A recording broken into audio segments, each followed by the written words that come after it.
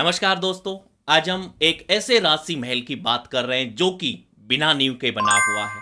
जी हाँ दोस्तों, आज हम बात करने वाले हैं हवा महल को, और जिसे हम जानते हैं प्लेस ऑफ विंड्स के नाम से। जी हाँ, इसका जो नाम पड़ा है वो 5वीं मंजिल हवा मंदिर के नाम पर पड़ा है। इसके पीछे का जो मेन कारण है, यहाँ पर जो स्थित 953 खिड़कियाँ और जो झरोखे हैं, उनसे गर्मी के दिनों में आने वाली ठंडी हवा से आप लगा सकते हैं।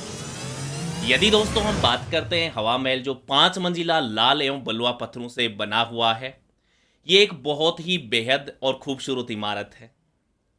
ये जो हवा महल बना हुआ है, ये दोस्तों 5 मंजिला इमारत है।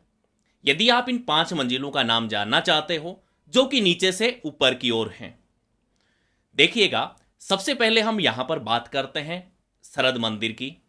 इसके बाद में 2 नंबर पर आता है रतन मंदिर। 3 नंबर की बात करते हैं तो हम विचित्र मंदिर को लेकर बात करेंगे। 4 नंबर पर प्रकाश मंदिर। और दोस्तों 5वें नंबर पर जो सबसे ऊपरी मंजिल है, उसका नाम है हवा मंदिर। हवा महल की आकृति दोस्तों भगवान श्री कृष्ण के जो मुकुट के समान है, और इसे दूर से देखने पर इसमें बनी हुई जो खिड़कियां और झरोखे हैं, इनके कारण ये जो हवा महल है वो मधुमक्खी के छत्ते के समान भी हमें दिखाई देता है। वैसे देखा जाए दोस्तों, तो हम देख सकते हैं कि हवा महल जो है वो राधा कृष्ण को समर्पित इमारत मानी जाती है, जो कि स्वाई प्रताप सिंह जी के कृष्ण प्रेम को दिखाती है। चलिए इसके निर्माण के बारे में बात करते हैं। तो निर्माण की हम बात करें तो 1799 ईस्वी में जयपुर के जो महाराजा स्वाई प्रताप सिंह जी थे, उनके द्वारा करवाया गया। इसके जो डिजाइनकार या फिर बोलूं तो मैं वास्तुकार लालचंद उस्ताद जी थे। यहीं पर इसकी ऊंचाई की दोस्तों बात करें हम, तो लगभग 87 फीट, जो कि 26.15 मीटर के आसपास है।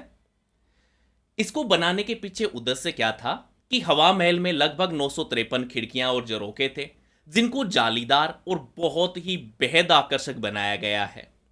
क्योंकि हम जानते हैं कि राजघराने की जो महिलाएं हैं, इन खिड़कियों के माध्यम से विभिन्न जो त्यौहार और सांस्कृतिक कार्यक्रम होते थे, जैसे हम बात करें गणगौर, तीज, होली आदि को क्या करती थी, वो सवारियां वगैरह देखा करती थी। और इसके पीछे का कारण हम ये भी है कि राजघराने की जो महिलाएं होती हैं, वो पर्दा प्रथा का बहुत ज़्यादा सख्ती से पालन करती थी। और यहीं पर हम बात करें हवा महल। हवा महल जयपुर का जो मुख्य व्यापारिक केंद्र है, जिसे हम बड़ी चौपड़ के नाम से जानते हैं, वहीं पर ये हवा महल है। बड़ी चौपड़ के पास में जो गणगौरी बाजार मार्ग है, वहां पर स्थित है। यदि हम देखें तो हवा महल के जस्ट सामने एक सरकारी विद्यालय और पास में ही मानक चौक थाना भी स्थित है। यहीं पर हवा महल की कुछ विशेषताओं की ओर बात करते हैं हम, तो आपको वहां पर क्या देखने को मिलेगा कि हवा महल में वेंचुरी प्रभाव है, और इसी के साथ में जो खिड़कियां और झरोखे, इनकी जटिल संरचना के कारण यहाँ पर ठंडी हवा जो है इस महल के अंदर आती रहती है। और हवा महल जो है सिटी प्लेस का ही एक हिस्सा है। यहाँ पर स्थित जनाना और महिला जो कक्ष हैं, यहाँ तक फैला हुआ है। हवा महल की एक खिड़की की बात करते हैं, जहां से ईसरलाट है वो बिल्कुल स्पष्ट दिखाई देती है। वहीं पर हम हवा महल के पास में बात करें तो आपको देखने को मिलेगा दोस्तों जंतर मंतर, गोविंद देव जी, रामनिवास बाग आदि इसी के पास में स्थित हैं। वहीं पर यदि आप हवा महल की ऊपरी 3 मंजिलों का आयाम देखना चाहते हैं, तो वो मात्र एक कमरे के जितना ही है। जबकि नीचे की जो 2 मंजिलें बनी हुई हैं, उनके सामने आपको खुला आंगन भी नजर आएगा। वहीं पर महल के पीछे वाले जो हिस्से में है, वहां पर हम बात करते हैं तो आपको ये सभी चीजें नजर आएंगी। हवा महल के सामने का जो हिस्सा है, तो वहां पर आपको मुख्य सड़क को देखा जा सकता है, और इसी की जो प्रत्येक छोटी खिड़की है, वो बलुआ पत्थर से बेहद आकर्षक और खूबसूरत नक्काशीदार जालियां, साथ में कंगूरे और जो गुंबद हैं वो बने हुए हैं। और ये जो बेजोड़ संरचना है, अपने आप में अनेकों अर्ध अष्टभुजाकार झरोखों को समेटे हुए है, और जो कि दुनिया भर में इसे बेमिसाल भी बनाते हैं। तो इसी क्रम में हम आगे बढ़ते हैं, तो हवा महल के पीछे की ओर चलते हैं। और पीछे की ओर जो भीतरी भाग है, वहां पर क्या किया गया है कि आवश्यकता अनुसार कक्ष बनाए गए हैं, और वहीं पर जिनका जो अलंकरण है, वहां पर जो गलियारे हैं, खंबे हैं उन पर किया गया है। साथ में ही हवा महल में यदि आप प्रवेश करना चाहते हैं तो सिटी पैलेस की ओर शाही दरवाजा बना हुआ है, वहीं से इसमें प्रवेश किया जाता है। और हवा महल के आंगन में आपको एक दोस्तों पुरातात्विक संग्रहालय भी नजर आएगा, जिसमें पुरातात्विक चीजें आज भी रखी हुई हैं।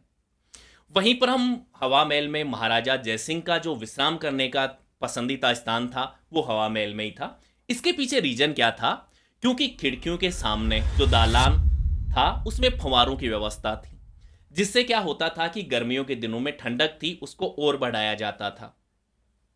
देखा जाए तो आप हवा महल की ऊपरी 2 मंजिलों के बारे में बात करते हैं तो उनमें जाने के लिए दोस्तों सीढ़ियां नहीं है, वहां पर क्या बनाया गया, खुर्रा, जिसे आप बोल सकते हो रैंप, उसकी ही व्यवस्था है। इसके पीछे का रीजन क्या था कि जो रानियां हुआ करती थी वो लंबे घेरदार घाघरे पहना करती थी, जिससे उनको सीढ़ियां चढ़ने में क्या होती थी, असुविधा। तो उसी को ध्यान में रखकर ऊपरी जो 2 मंजिलें हैं उनमें खुर्रो या रैंप की व्यवस्था की गई है। वहीं पर आप हवा महल के नवीनीकरण या मरम्मत की बात करते हो तो राजस्थान का जो पुरातात्विक विभाग है वो करता है। लेटेस्ट की हम बात करें तो 2005 में लगभग 50 वर्षों के बाद इसका जीर्णोद्धार किया गया था, जिसकी यदि आप लागत की बात करते हो तो लागत आई थी कुल 45 लाख रुपए। हालांकि वर्तमान में हम कुछ बात करते हैं तो कुछ कॉरपोरेट जो घराने हैं वह अब भी जयपुर के जो पुरातात्विक स्मारक हैं उनके रखरखाव के लिए आगे आ रहे हैं। एग्जाम्पल के तौर पर मैं यदि आपको बताऊं तो यूनिट ट्रस्ट ऑफ इंडिया, इसके द्वारा क्या किया गया है कि हवा महल की सार संभाल की जा रही है। वहीं पर देखा जाए तो हवा महल की कुछ खिड़कियां ऐसी भी हैं जिनमें रंगीन शीशों का अनूठा शिल्प किया गया है। सुबह सुबह क्या होता है कि जब भी सुबह सुबह सूर्य चमकता है तो उसकी रोशनी इन रंगीन शीशों से होकर हवा महल के कमरों में प्रवेश करती है, तो जो पूरा का पूरा जो कमरा है वो इंद्रधनुषी आभा से भर जाता है। वहीं पर हम बात करें हवा महल की एक बहुत विशेष खिड़की है जिसे उसके पिछले हिस्से का एक बेहतरीन दर से देखा जा सकता है। वहीं पर जो जंतर मंतर है उसका जो सम्राट यंत्र है, वहीं पर उसके यदि आप बाईं ओर देखेंगे उस खिड़की से तो एक लंबी मीनार के रूप में आपको ईसरलाट भी दिखाई देता है। चलिएगा दोस्तों, उम्मीद है आपको सेशन बहुत पसंद आया होगा, और यदि आपको पसंद आया तो लाइक, शेयर और सब्सक्राइब जरूर करके जाना। आज के लिए इतना ही, धन्यवाद।